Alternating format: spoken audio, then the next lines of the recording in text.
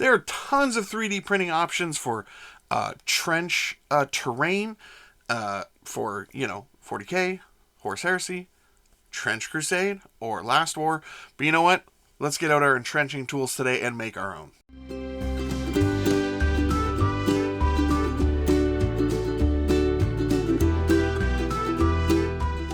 Hello and welcome to another episode of Blastercaded Painting. Today we are going to make some trench terrain.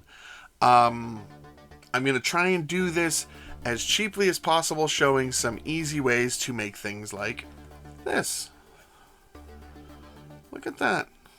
That's not bad. That's not terrible. And this didn't cost very much. So, let's get into it now. First thing we're going to do is take some DAS clay and roll it out. And then flatten it down with a ruler.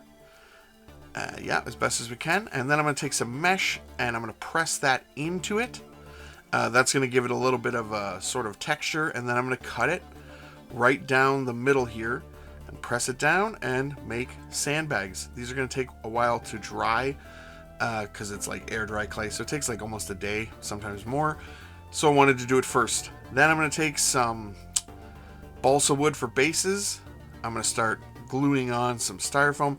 This is just polystyrene I think I got out of a garbage can. Anyway, and then I'm going to cut it and tape off the edges so we don't have any harsh lines at the end.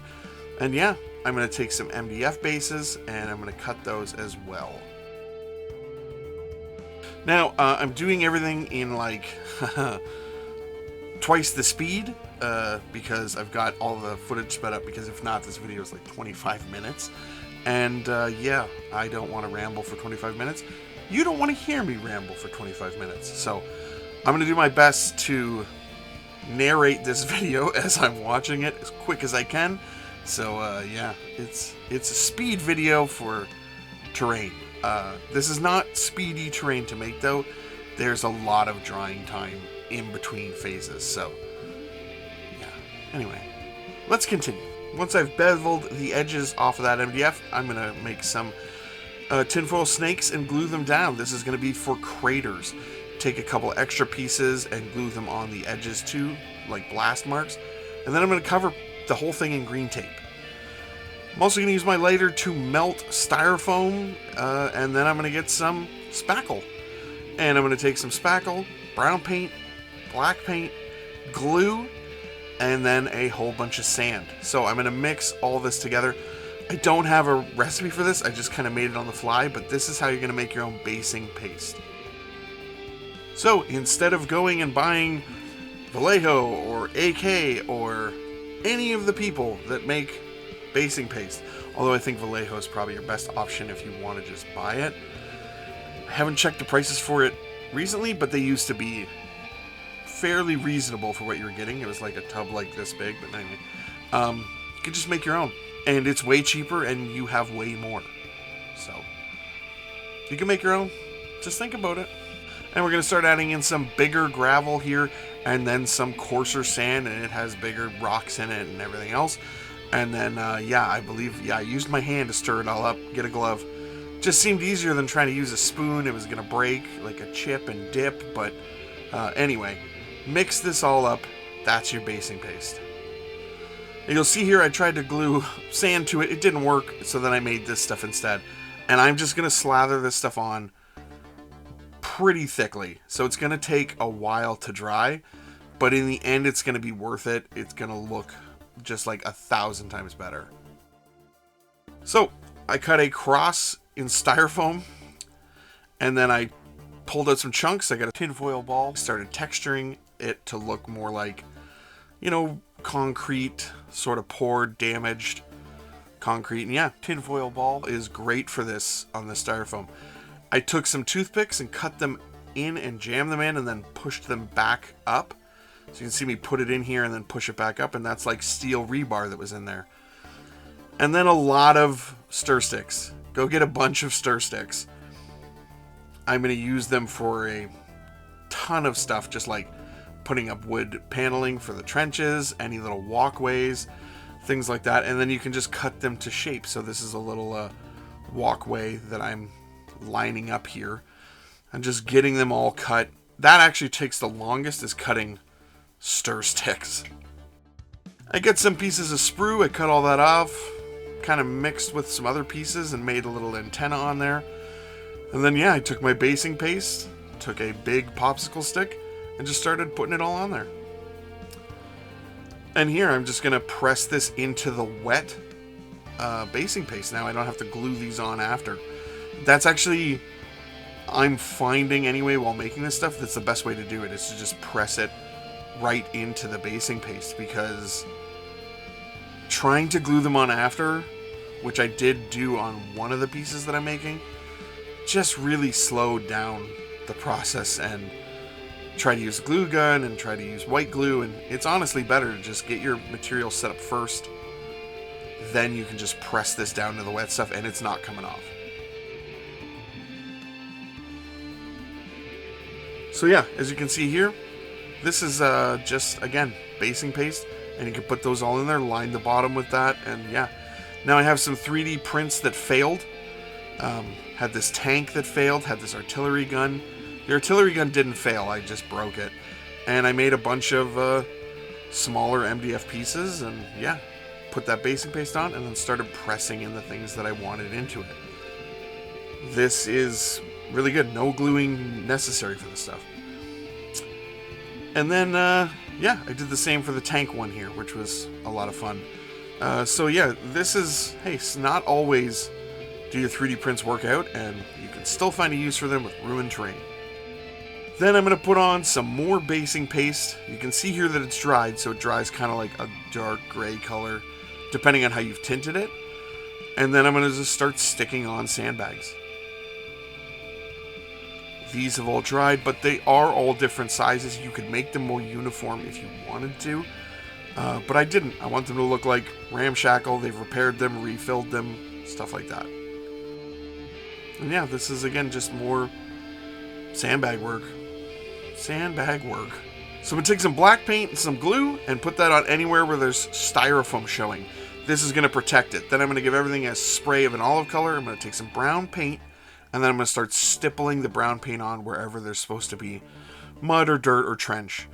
And yeah, you can do a little brushing, a little this. You want just some of that dark olive color to still kind of show through. Then I'm going to make a cashmere sort of tan color, and I'm going to dry brush over that stippled brown. And this is basically because I didn't have a ready-made tan. I just had to make my own. Taking some pale sand here, and I'm putting this over all of these sandbags. It just was the right color. At least I thought it would be, and it's not, but I'm going to fix it. This is a little tedious, but it's not that bad. I'm going to take some khaki here, and I'm going to put a khaki sort of overbrush on any of the wood paneling that we used. So we're just getting that on there. Doesn't have to be perfect. And so yeah, the fun part about this project is that it's not perfect. Doesn't have to be. It's dirty, grimy, gross. Nothing has to be perfect on here, unless you want it to look like a perfectly clean trench. I don't know. I didn't even put the paneling perfect. Like, I've seen some of them online. They look great. Everybody that's making this stuff, everybody's is a little different in some way. They all look great and unique in their own way. I just really wanted to look like this is falling apart. So this is my method, but whatever. Take some silver here, and I'm going to put this all over the gun. Any silver parts you have, I'm just putting it on there. And it's mostly just a dry brush and some stabbing. Like, again, this is fun. So I'm going to take some fresh rust. I'm going to get that all over any of these metal parts. We're really going to grime this stuff up.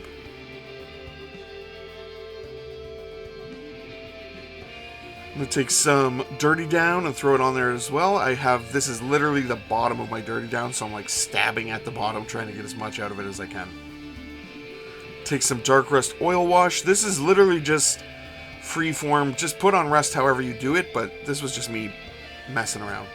Now I'm going to take some black ink, some sepia colored ink, kind of like this gross, yeah, sort of sepia colored ink.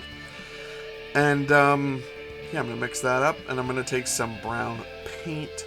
I am going to add some water, and I'm also going to add a little bit of black paint to darken it down.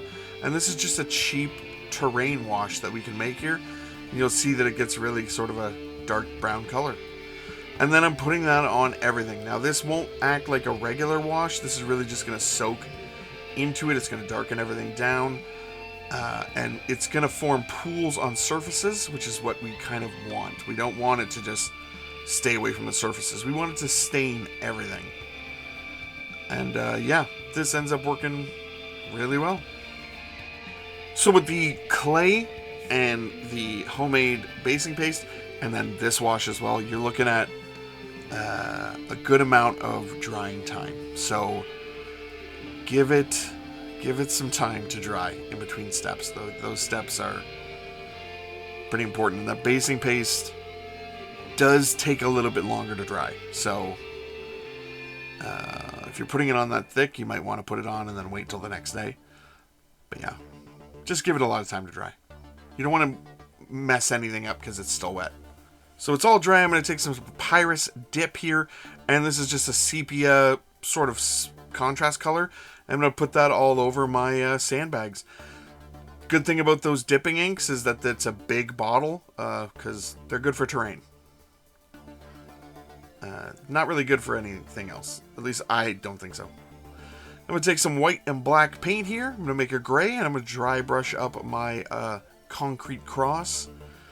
And yeah, just get a good dry brush, add a little bit more white to it, and that'll be your last one up there. It's an easy project to make, honestly, real quick. Then I'm going to take my 2-part epoxy. I'm going to add a lot of alcohol and some tint and pour this in, and this is going to be my puddles. It's also going to crack and look like weird ice. But anyway, it ends up looking really good, and here are some shots of the finished terrain.